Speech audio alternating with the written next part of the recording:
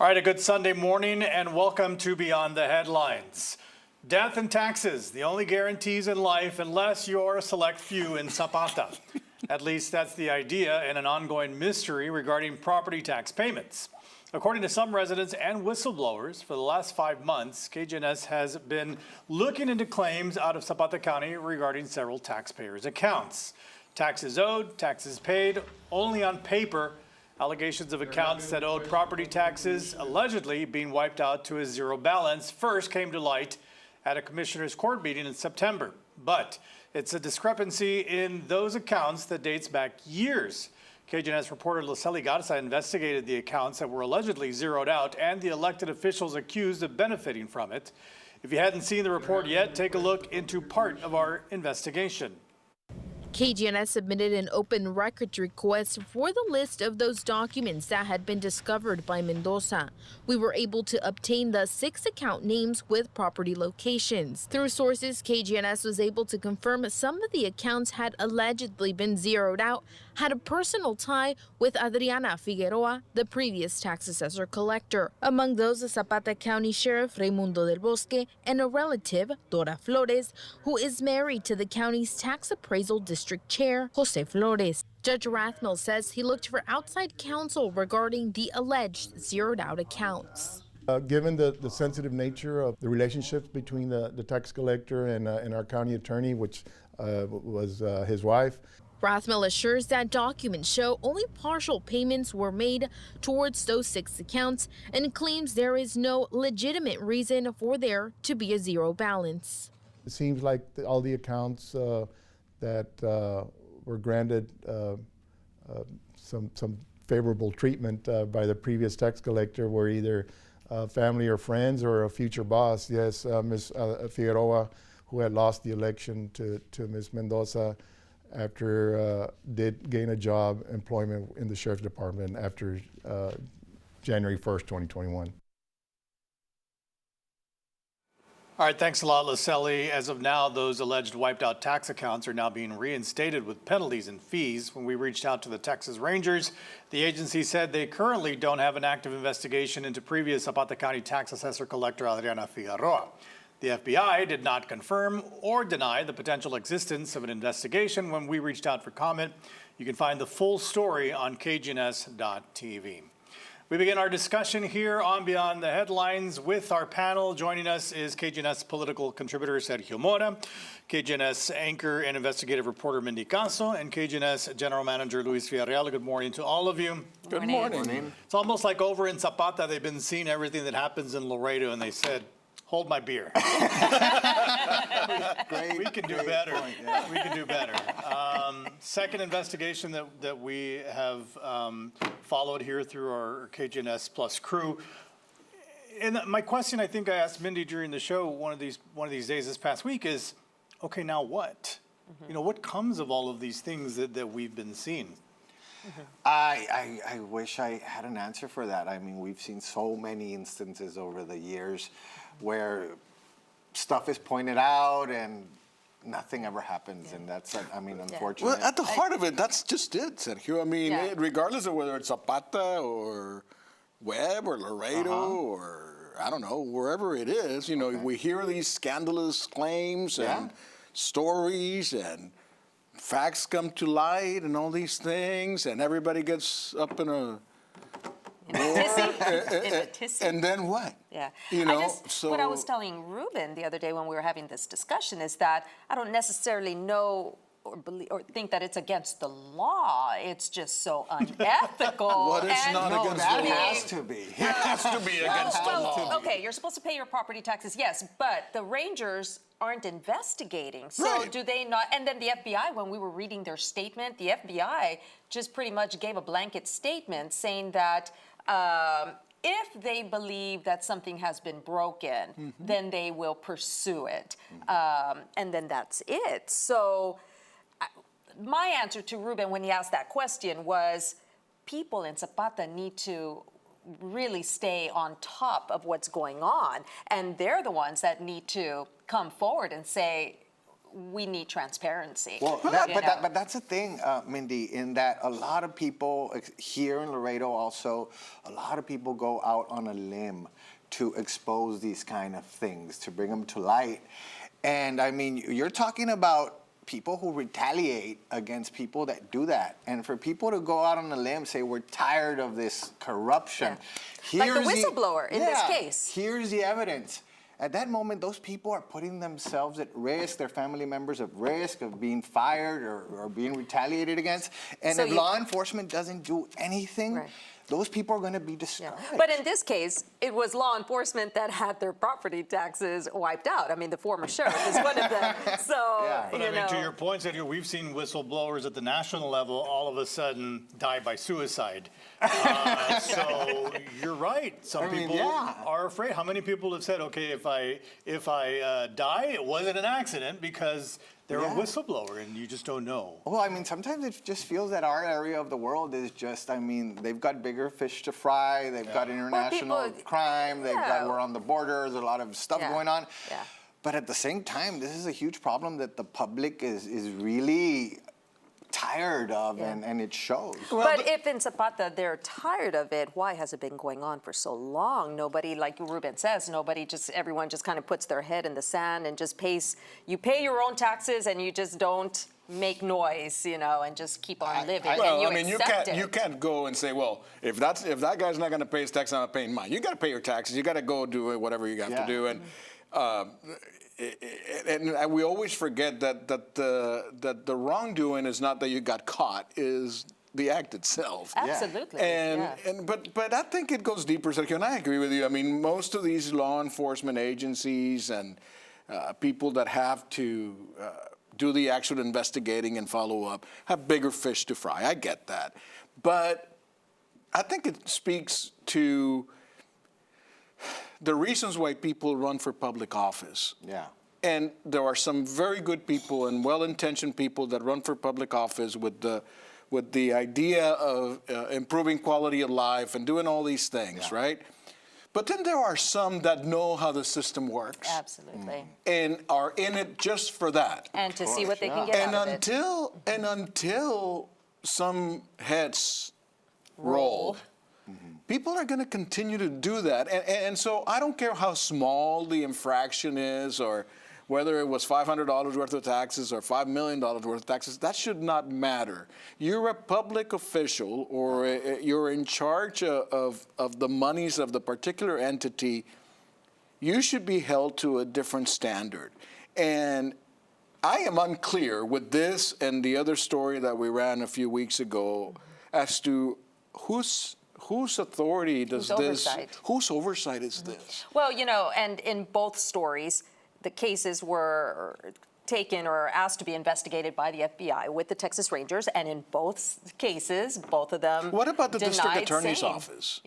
Is that not somebody that would be interested in these things, or does that not? Well, the district attorney does have oversight over Zapata. Yeah, that's what I'm saying. Have evidence to want to pursue a case. Otherwise, I mean, to the point of, why don't the people say things?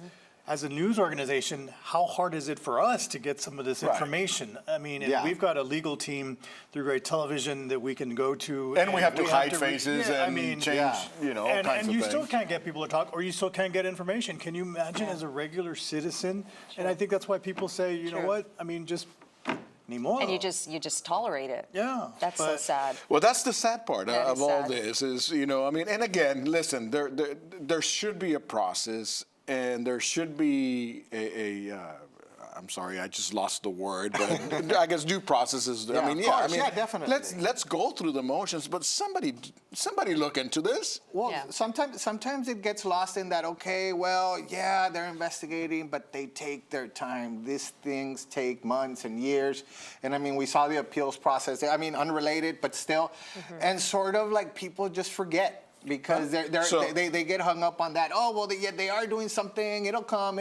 So you go back to the story here about UISD and the improper use of awards and all that stuff. And I get it. I know we talked a lot, but But what happened? What happened? What 'Cause happened? He's still a board member. Yeah. So the thing and is- nothing's happened.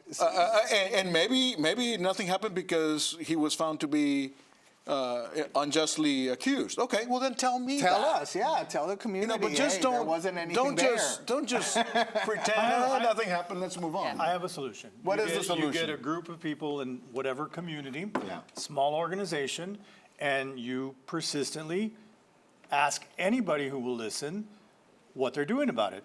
FBI, Texas Rangers, your congressmen, your senators, and that little group is tasked with just constantly staying in people's ear about a particular issue, because then what happens? The squeaky wheel gets the grease, right? I mean, I figured it out. That's a good idea. Do Follow-up it. committee. All right. When we come back, presidential blackmail from Mexico. Mexican President Andres Manuel Lopez Obrador talks border policy and has a few suggestions on how to fix the immigration system. But at what cost in an election year? We'll discuss those details and his demands next.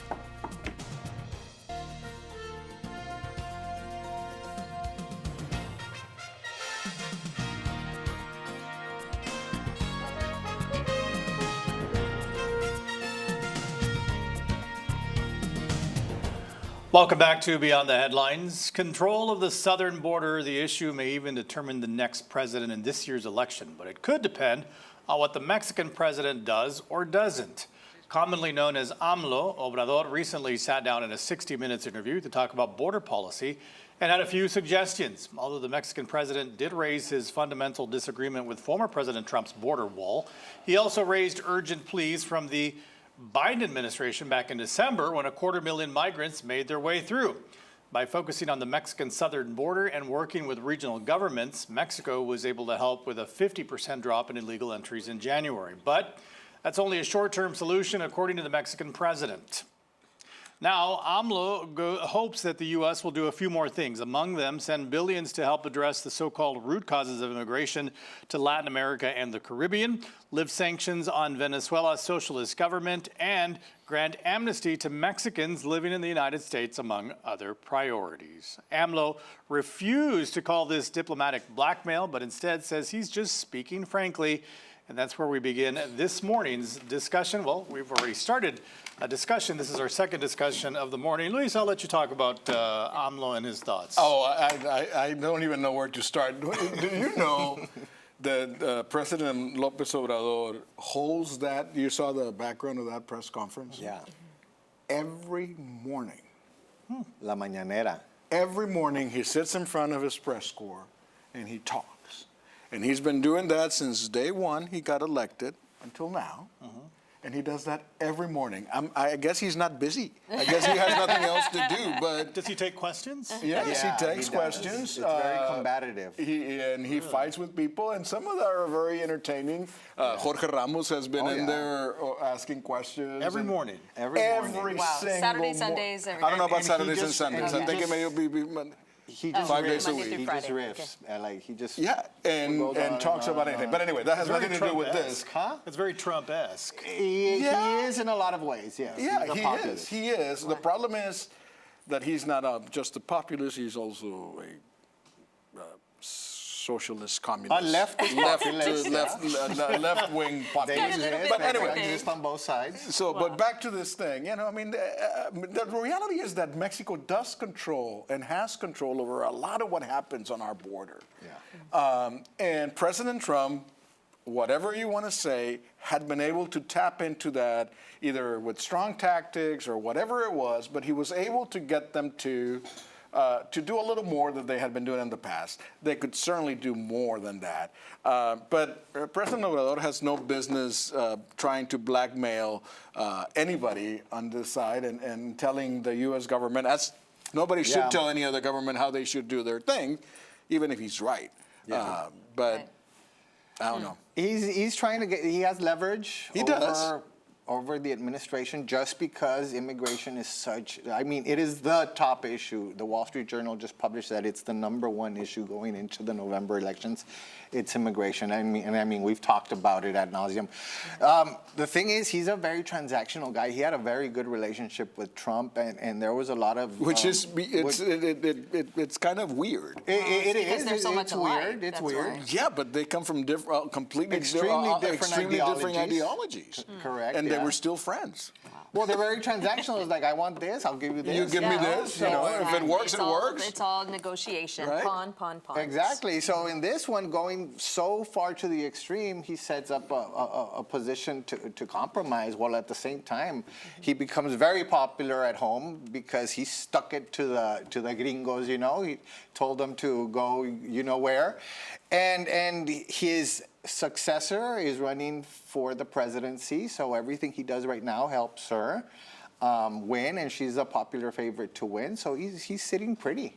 Like, Wow. he could afford to do these things. And Luis, you're right. I mean, they can control specifically the flow of migrants on Mexico's southern border. Correct. Coming in from Central America and South America. Yeah, the people who are not familiar or just see the border crisis from the outside, you know, think that the numbers of people that are coming across are all coming from Mexico, Yeah. and they are Mexican nationals. And while there is a very large number, True.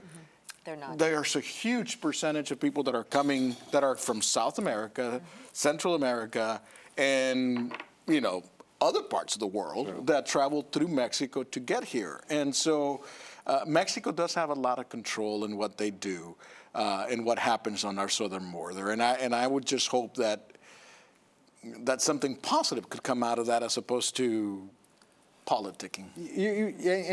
And you also have to take into account that even though immigration is a humongous issue, they have to also weigh other concerns, specifically with the drug trade, with the fentanyl crisis, and also with the trade with Mexico and the United States. It's the largest trading partner. I mean, we see it here, obviously. And AMLO is known to be impulsive and sort of like... I'm going to close this. Hit Yeah. back, and there's also been... Very movements- Trump-esque. There's also been movements in the Just about to U.S. say. that like, hey, we want to close the border. We're gonna like, if you don't do this, we're gonna. Right. There was blackmail when they held up The other way aid to around. Ukraine. So, I mean, I think it's a new era in politics where this is just. One of the interesting points that he point of the realm. makes about in his speech about the granting of asylum or not asylum. Yeah. Millions. What does it call it? He didn't call it asylum. Amnesty. Amnesty. Yes. You know, the amount of money that flows into Mexico from Mexican nationals that are illegally in the United States is incredible. Because there are millions and millions and millions of dollars that flow back into Mexico from families who live here, work here, and Send money back home. And so there is a financial incentive for them. There are more Mexicans, so don't send me a nasty email, but it is my understanding that there are more Mexicans in the U.S. than there are in Mexico. That might be right. Really? Yes. And then that there are, I think there are more Mexicans in L.A. than anywhere else other than Mexico City. I mean, the numbers are really staggering. You know, I don't know if that includes Mexicans like me or just Mexican nationals. I don't know. But it's just a very polarizing issue on both sides of the border, obviously. And it doesn't help that both countries are having their presidential elections at the same time. You know, well, for all the we elections know, in Mexico are in Trump June. and AMLO are talking to each other and, you know, telling each other what to do, what to say. And That's very probable. Yeah. They really got it on very well, and Yes, they did. They negotiated the new North NAFTA. America- Yeah, North they America Free negotiated the Trade new Agreement. NAFTA, and they speak very highly of each other when they do speak Yeah. of each other. Yeah. It So blows I my mean, mind. Maybe Trump has promised AMLO a job if he wins. wins, and that's why. That might be the case. That's why. According he to has AMLO, do this. he's retiring the last day of his presidency. He will disappear. That's what he says. Let's see what happens. He says, "I'm because disappearing the last day of my presidency. Let's see You'll what- never see me or hear from me again." Wow. Mexico's very interesting. It has one term, just one term for Yeah, president, and they leave. And it's been very, very unique that Mexican presidents leave and then have no influence on the new one. Yeah. Unlike other like socialist countries where like somebody wields power in Yeah, but in he's the trying to change background, that. You know, so it's going to be interesting if he really fades into the background, Yeah. or if the new president, if she wins, will be some Why sort of. are you assuming it's a she? It There will is a be. there is a third candidate though. Well, yeah, but no, And it's it's a going to be male. a she. Okay, it's gonna be a Mexico- she. Mexico's going to make history with Well, its the first female president. president. Yeah, that's a given. Wow. Okay, Cool. we'll be right back with the one thing our panelists cannot stop thinking about. All right, thanks for staying with us on Beyond the Headlines. Time for the one thing our panelists cannot stop thinking about. Sir. Well, tomorrow, guys, it's the solar eclipse, a once-in-a-lifetime deal. And I mean, if you don't know the path of the totality, this graphic actually shows high concentrations of Airbnb rentals. And you could see, it's put out by Airbnb, and you could see literally the path of the eclipse, the path it's going to take by the high number of Airbnbs rented in its path. Oh, that's awesome. The New York Times also, hotel occupancy, they ran a graphic as well, and it's just really interesting. That is pretty cool. It's gonna be raining and cloudy. Dude. I hope not, I but it still know. gets dark, no? It gets dark, but and you won't see hotels it. at $1,000 a night. Wow. Yeah, Crazy. so Some, like, maybe I'll rent a really- room at my house. Rent it out.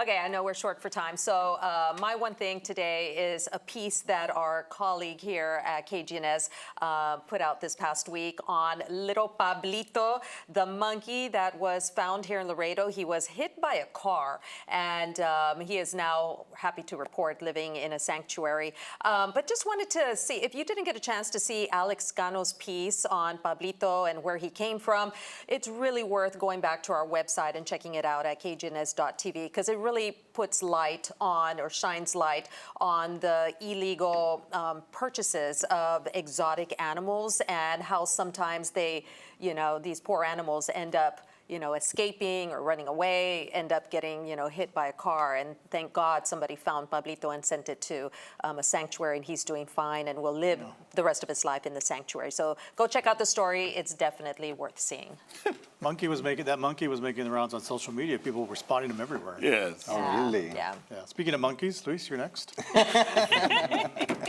Speaking of monkeys, roll video. Queremos saber, queremos saber, queremos saber, Kamala, qué es lo que vivía.